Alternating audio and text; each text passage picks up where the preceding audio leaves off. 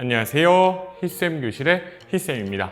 오늘은 민족문화 수호 운동, 그러니까 민족문화 수호 노력에 대해서 보려고 해요. 저번 시간과 다르게 오늘은 선생님이 다 나오고 앞에 PPT를 보면서 같이 수업을 해보려고 합니다. 온라인 수업이 시작됐잖아요. 온라인 수업해서 우리 시험 범위 오늘 2단원의 마지막 시간이니까 집중해서 한번 보도록 하죠. 금방 끝내려고 해요. 댓글 읽어주는 선생님 시간이지만 역시 댓글이 없죠. 슬픕니다. 선생님 실시간으로 수업하다가 이제 녹화해서 올리는 수업을 하니까 뭔가 어색하기도 하네요. 같이 한번 보도록 합시다. 오늘은 일제 역사 왜곡과 한국사 연구에 대해서 볼 거고, 그 다음에 한글 연구와 보급 운동, 세 번째 문학과 예술에 나타난 변화, 종교계의 민족 운동. 뭔가 많은 것 같지만 그 내용은 그렇게 많지 않으니까 선생님과 같이 차근차근 보도록 하겠습니다. 여러분들 보시면 앞에 두 분의 사진이 있습니다. 혹시 아는 친구 있나요? 네, 맞아요. 첫 번째 분은 신채호 선생님이에요. 단재 신채호 선생님이고, 네, 이제 박은식 선생님입니다. 이 두 분의 공통점은 뭔지 아시나요? 네, 맞습니다. 이 두 분은 바로 역사가입니다. 민족주의 역사가로 유명한데요. 당시에 우리나라가 일제 탄압을 받고 있었을 때 민족의 혼을, 민족이 어떻게 하면 살아남을 수 있을 것인가, 물론 지배당하고 있지만 그 정신만은 살려야 된다는 그 생각은 바로 역사를 가르쳐야 된다고 생각하셨어요. 지금 이분들의 그 생각, 이분들이 역사를 바라보는 관점은 지금에 와서는 비판받는 점도 있지만 그 당시에서는 상당히 가치 있는 거라고 보시면 됩니다. 여러분들이 우리나라의 역사를 배울 때 느끼는 그 뜨거운 감정, 뭔가 애국심을 자극하는 그 감정, 그걸 강조하신 분들이라고 보시면 돼요. 이걸 하나씩 봅시다. 첫 번째, 민족주의 사학이라고 볼 수 있어요. 그러면 동그라미 치면 좋을 것 같아요. 신채호 선생님입니다. 신채호 선생님은 고대사 연구, 고대사를 중점적으로 봤어요. 여러분들 기억나시죠? 고구려 백제 신라, 그 삼국 부분, 그 부분을 고대사라고 하는데, 그 고대사 연구를 통해 우리 역사가 주체적으로 발전해온 과정을 서술했습니다. 우리나라가 다른 나라의 힘에 의해서 발전되어 온 게 아니고요. 우리나라 독자적으로, 주체적으로 발전돼 왔다는 걸 서술했습니다. 그리고 두 번째 동그라미, 박은식 선생님. 박은식 선생님은요, 일제의 침략 과정과 독립운동의 역사를 정리했다. 그래서 신채호 선생님은 조금 고대사를 연구하셨다면 박은식 선생님은 근대사, 현대사를 연구하셨어요. 당시에 일제시대의 딱 관점에서 바로 조선시대 말기, 이제 구한말이라고 표현을 하는데 그 부분을 연구를 하셨다. 그래서 독립운동이 어떻게 이루어졌고 그 당대의 일제 침략이 어떤 과정을 했는지 당대 1차 사료로서 상당히 의미가 있는 거라고 보시면 돼요. 이 박은식 선생님은 나중에 임시정부 활동에, 두 분 다 임시정부 활동에 참여하시고 박은식 선생님은 대통령까지 됐었다라고 보시면 좋을 것 같아요. 이 민족주의 사학의 의의는 민족문화의 우수성과 독창성을 강조했다라는 게 상당히 중요한 부분입니다. 그뿐만 아니라 사회경제사학이라는 게 있어요. 사회경제사학은 백남훈 선생님인데 동그라미 치세요. 한국사가 세계사의 보편적인 발전 법칙에 따라 발전하였다라는 거예요. 사회경제사학은요, 마르크스 사학의 기본이 돼 있습니다. 그래서 일정한 세계사는 일정한 법칙에 의해서 전개된다라고 되어 있는 그 사상에 따라서 이야기를 했어요. 이 이야기는 백남훈 선생이 한국사도 역시 보편적인 발전에 따라 발전했다. 이분들이 얘기하는 이 모든 것들, 아까 박은식, 신채호, 그리고 백남훈 이 선생님들이 얘기하는 것들이 다 일제 식민사학에 대항하기 위한 사학이라고 보시면 됩니다. 일제는 너네는 보편적으로 발전하지 못했어. 우리에 의해서 너네는 통치받을 수밖에 없어 라고 얘기하는 그런 부분들에 대해서 다 반박하는 그런 사학이라고 보시면 됩니다. 그리고 실증사학은 이병도, 손진태 이런 분들에 의해서 진단학회 동그라미 조직돼서 한국사를 실증적으로 연구했다. 증거를 기반으로, 사료를 기반으로 연구를 했다. 랑케 실증사학에 영향을 받은 그 실증사학인데요. 지금 이분들의 그 사학의 맥이 현재 한국 사회에도 많이 연결이 돼 있다라는 거예요. 나중에 이 이병도 선생님 같은 경우는 서울대에서 이제 그 역사계를 주름잡는 분으로 이름을 떨치게 됩니다. 짠! 혹시 이게 뭔지 아시나요? 조선어 학회라고 써 있고요. 일제감정기 말과 마음을 모은 우리말 사전이라고 해서 영화 말모이의 포스터입니다.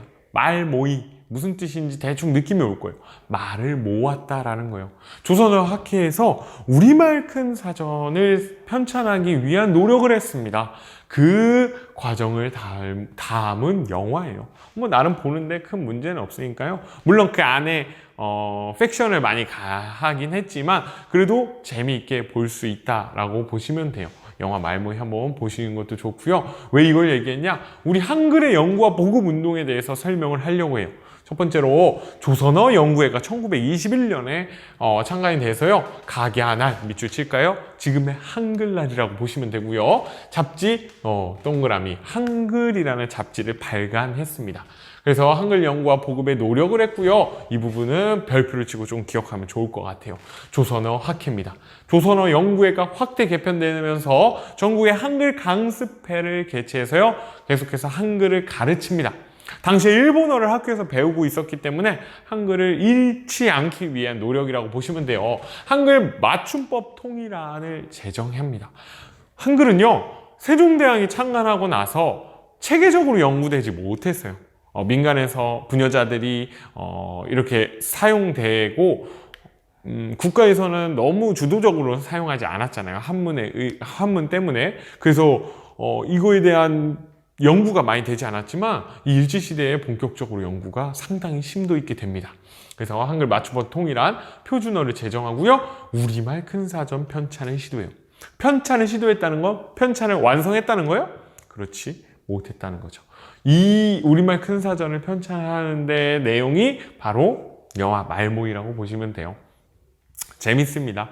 이 표준어 제정하는 것도 너무 재밌어요. 전국에 이제 뭐 함경도, 충청도, 경상도, 전라도 사람들 다 모아놓고 같은 단어를 보여주고, 그러니까 같은 걸 보여주고 그거에 대한 사투리나 이런 것들이 다 다르잖아요. 이런 연구가 정말로 의미가 있고 우리 말을 지키는데 그 의미가 있는 거를 여러분들이 잘 생각해 보시면 그 생각해 볼 수 있는 영화니까요. 한번 보는 것도 괜찮고요. 조선어 학회 사건. 1942년 일제의 탄압이 극심해지는 이때 이 조선어 학회가 해산되게 돼요. 이제 독립운동을 하는 걸로 비춰지게 만들어서요. 일제가 해산시키게 됩니다. 이 부분에 몸담았던 분들은 다 그 옥고를 치르게 됩니다. 어쨌든 그러고 나서 우리는 이 문학에 대해서 볼 거예요. 문학과 예술에 나타난 변화입니다. 첫 번째, 문학. 여러분들이 많이 들어봤고요. 앞으로도 많이 들어볼 분들이요. 한용운, 이육사, 윤동주 이런 시인들이 다양한 시를 써냅니다. 그 일제시대에는요. 이런 시나 소설 그런 것들이 나오는데 두 가지 부류예요. 하나는 우리 민족의 현실을 잘 담아낸 거 또는 일제를 찬양하기 위한 시 이런 것들이 이제 친일적인 시들도 나오게 됐다. 그런 소설이나 그런 것들도 있다라는 걸 여러분들이 기억해 보시면 좋을 것 같아요. 특히 이분들은 친일이 아니고 항일이죠. 식민지 현실을 묘사하고 저항의심을 담은 작품들을 발표했다. 님의 침묵이나 이육사의 청포도나 뭐 윤동주의 별에는 밤 이런 작품들은 유명하죠. 윤동주는 동주라는 영화도 있는데 그 영화 보고 선생님이 진짜 감동했으니까 한번 보는 것도 괜찮을 것 같습니다. 음악은요, 우리 민족의 슬픔과 일제에 대한 저항을 표현합니다. 안익태가 애국가를 작곡해요, 이때. 그래서 그 애국가가, 여러분들이 아는 그 애국가가 바로 지금도 불러지고 있는 그 애국가가 안익태 선생이 이때 작곡을 했다. 미술은 서양화 기법이 도입되고 한국 전통회화를 계승하는 모습. 영화는 나훈규 동그라미 칩시다. 나훈규가 우리 민족의 애환을 담은 영화 아리랑이라는 영화를 발표했습니다. 그래서 대박을 쳤겠죠. 그리고 연극은 토월회 동그라미 서양식 근대극을 공연했다. 조금 빨리 가서 종교계 민족 운동도 봅니다. 천도교는 동학을 이은 종교예요. 동학의 이름을 바꿨습니다. 그래서 3.1운동을 주도하고 농촌 계몽 운동을 전개하고요. 원불교는 어디 지나다니다 보면은 건물에 그냥 동그라미, 하얀색 동그라미 있는 경우가 있는데 그게 원불교예요. 그래서 새로 생긴 거예요. 이때 일제시대에 새로 생겨서 사회생활운동이나 저축운동을 전개하고요. 대종교는 당군을 믿는 종교죠. 독립운동 하시는 분들이 많이 믿었어요. 특히 무장독립투쟁을 전개하시는 분들이 많이 믿었다. 나철과 오기호 선생님들이 만들었던. 그리고 천주교는 여러분들이 잘 아는 그 천주교 성당이고요. 이런 사회산업과 민중개목운동을 전개하고요. 지금 많이 있는 개신교도 역시 교육, 의료 사업, 그리고 중요한 건 신사참배를 거부했다라는 거예요. 신사참배, 기독교 입장에서는 상당히 우상숭배로 보기 때문에 이걸 거부했지만 당시에 굴복한 개신교도 있었다라고 아시면 좋고, 불교도 역시 한용운들이 일제 통제에 저항했지만 많은 불교가 일제 통제에 그대로 따르고 순응했다.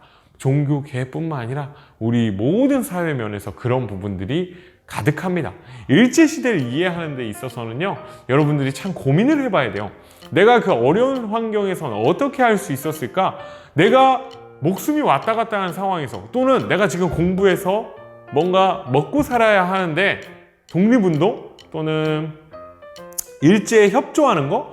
과연 그 기로에서 과연 나라면 어떻게 했을까? 여러분들 한번 생각해 보시면 좋을 것 같아요. 독립운동 한 그런 분들은 정말로 대단하신 분이고요.